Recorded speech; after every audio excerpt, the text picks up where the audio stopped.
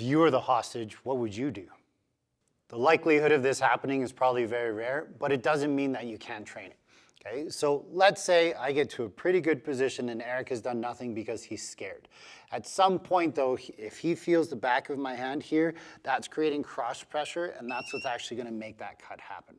So the first thing he wants to do is make sure he's not pulling it in that same direction. Down is the best way to do that. I've trained in other martial arts where they said to hit the hand in this direction so it gets away from your neck. What we found when we pressure tested, especially with these sweet knives, is you still end up getting cut. So the best option is just do what feels natural, is try and grab that and pull that knife away from you. From here, I can be grabbing his ears, ripping his eyes, pulling his sweet man bun, lots of different things.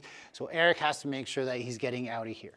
So he's gonna step behind me, and at this point here, you can see he could just rip a Kimura, he could reinsert the knife if he wanted, but with good situational awareness and self-defense training, he should be getting the fuck out of Dodge.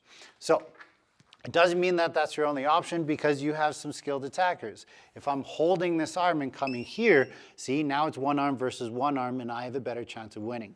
So what Eric wants to do is he wants to kind of slap on top of it, and if he can, peel. The thing is your fine motor skills are going to be gone right away, so make sure you're hitting with that palm first. If you get to this position, that's fantastic.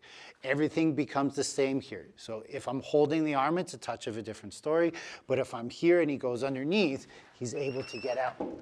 If I am holding that arm, now we're in a big struggle, right? So if I'm holding on to this and I have this here, he just needs to be able to hold on to a point that the knife isn't getting there. He may feel in this moment that he's actually going to turn and face me.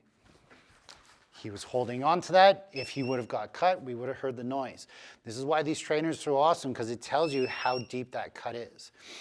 But let's pretend that it's not a knife for a second. And remember our rear naked choke defense or headlock defense.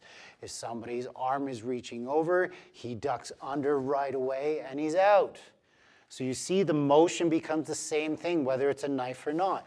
If I'm bringing that knife in and his training is to get there, great. The thing is if I'm approaching from the back, what has Eric done wrong from a situational awareness point of view? If he's let somebody get, exactly, thank you. If he's let somebody get here, this is hard. And this is why we're calling it a hostage situation, because they're forcing you into this position. Maybe you get lucky enough to pull down and then their sniper takes the guy out. This is a pretty shitty situation to be in for sure.